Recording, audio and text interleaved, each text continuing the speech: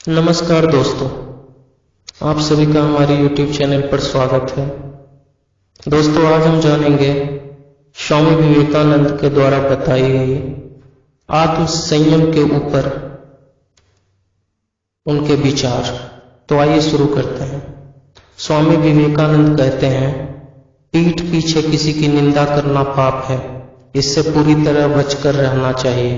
मन में कई बातें आती हैं, परंतु उन्हें प्रकट करने से राई का पहाड़ बन जाता है।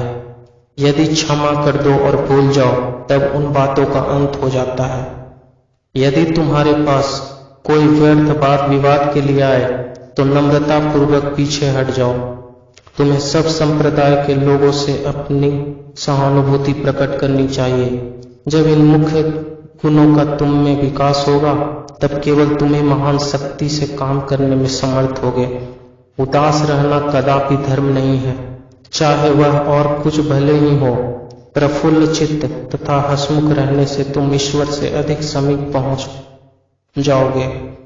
जीवात्मा की वासभूमि इस शरीर से ही कर्म की साधना होती है। जो इसे नरक कुंड बना देते हैं वे अपराधी हैं, और जो इस शरीर की रक्षा में प्रयत्नशील नहीं होते वे भी दोषी हैं। किसी अति प्राकृत वस्तु को पाने की कभी चेष्टा न करो। पैर की अंगुलियों से भी ऐसी वस्तुओं का स्पर्श न करो। यदि कोई तुम्हारे समीप अन्य किसी साथी की निंदा करना चाहे, तो तुम उस ओर बिल्कुल ध्यान न दो। इस बात को सुनना ही महान पाप है। उससे भविष्य में विवाद का सूत्रपात होगा। दूसरों के दोषों को सर्वदा सहन करना, लाख अपराध होने पर भी उसे क्षमा करना। यदि आत्मा के जीवन में मुझे आनंद नहीं मिलता, तो क्या मैं इंद्रियों के जीवन में आनंद पाऊंगा? यदि मुझे अमृत नहीं मिलता, तो क्या मैं गड्ढे के पानी से प्यास बुझाऊं? सुख आदमी के सामने आता है तो दुख का मुकुट पहनकर।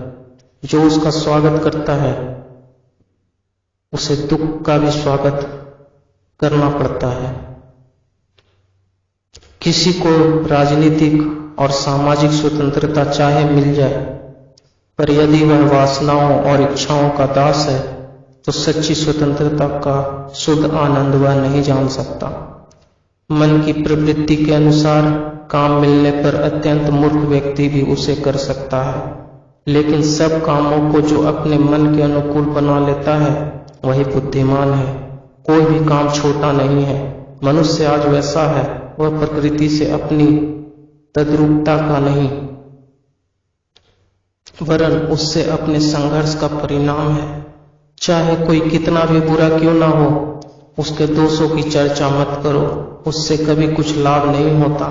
किसी के दोषों की चर्चा कर तुम उसकी सहायता नहीं करते, तुम उसे ठेस पहुंचाते हो और स्वयं अपने को ठेस पहुंचाते हो। जिस मनुष्य ने स्वयं पर अधिकार प्राप्त कर लिया है, उसके ऊपर बाहर की कोई भी चीज अपना प्रभाव नहीं डाल सकती। उसके लिए किसी प्रकार की दास्ता शेष नहीं रह जाती। उसका मन स्वतंत्र हो जाता है, और केवल ऐसा ही पुरुष संसार में रहने योग्य है। हम जितने ही शांत चित्त होंगे और हमारे स्नायु जितने संतुलित रहेंगे, हम उतने ही अधिक प्रेम संपन्न होंगे और हमारा कार्य भी उतना ही अधिक उत्तम होगा। तुम्हें एक स्वामी के समान कार्य करना चाहिए, न कि एक दास की तरह। कर्म तो निरंतर करते रहो, परंतु एक दास के समान मत करो।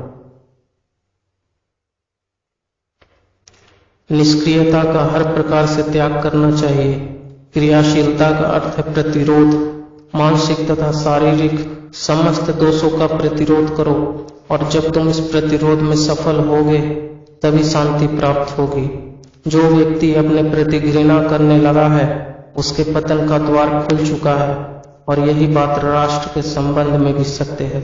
हमारा पहला कर्तव्य है कि अपने प्रति घृणा न करें, क्योंकि आगे बढ़ने के लिए यह आवश्यक है कि पहले हम स्वयं में विश्वास रखें और फिर ईश्वर में।